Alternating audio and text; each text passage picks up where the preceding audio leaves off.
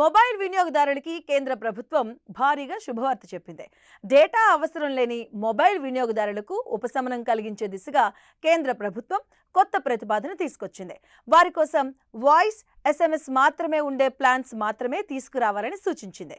ఈ క్రమంలో టెలికాం నియంత్రణ సంస్థ విడుదల చేసిన డ్రాఫ్ట్ ప్రకారం టెలికాం కంపెనీస్ ప్రస్తుతం వాయిస్ అలాగే డేటా, ఎస్ఎంఎస్లతో కలిపి ఏ కాలపరిమితితో, అంటే ఉదాహరణకు 28 రోజులు, 56 రోజులు, 84 రోజుల వరకు ప్లాన్స్ అందిస్తున్నాయో అదే వ్యాలిడిటీతో కేవలం వాయిస్, ఎస్ఎంఎస్ మాత్రమే ఉండే ప్రత్యేక ప్లాన్స్ను కూడా తప్పనిసరిగా అందించాలని ట్రాయ్ ఆదేశాలు జారీ చేసింది. అలానే ఈ నాన్ డేటా ప్లాన్స్ ధరలు డేటాతో కూడిన ప్లాన్ ధరల కన్నా తక్కువగా ఉండాలని ట్రాయ్ ఆదేశాలు జారీ చేసింది. అంటే ఆయా ప్లాన్లలో డేటాను తొలగించినందుకు ఆ మేరకు ధరను కూడా తగ్గించాలని సూచించింది.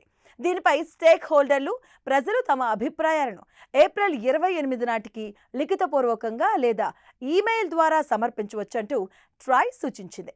చాలా మంది వినియోగదారులు తమకు డేటా అవసరం లేదని, దాని స్థానంలో తక్కువ ధరలో కాల్స్, ఎస్ఎంఎస్లు కలిగిన రీఛార్జ్ ప్లాన్స్ కావాలని ఎప్పటి నుంచో డిమాండ్స్ చేస్తున్నారు.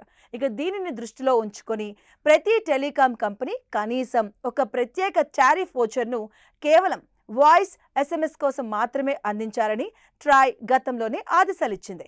కానీ టెలికాం కంపెనీలు కేవలం కొన్ని ప్లాన్స్లోనే ఈ సదుపాయాన్ని కల్పిస్తున్నాయని ట్రాయ్ గుర్తించింది.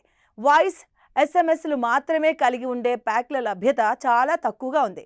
ఇక దీనిపై వినియోగదారుల నుంచి అనేక ఫిర్యాదులు రావడంతో ట్రాయ్ ఈ కొత్త నిబంధనలను తీసుకొచ్చింది.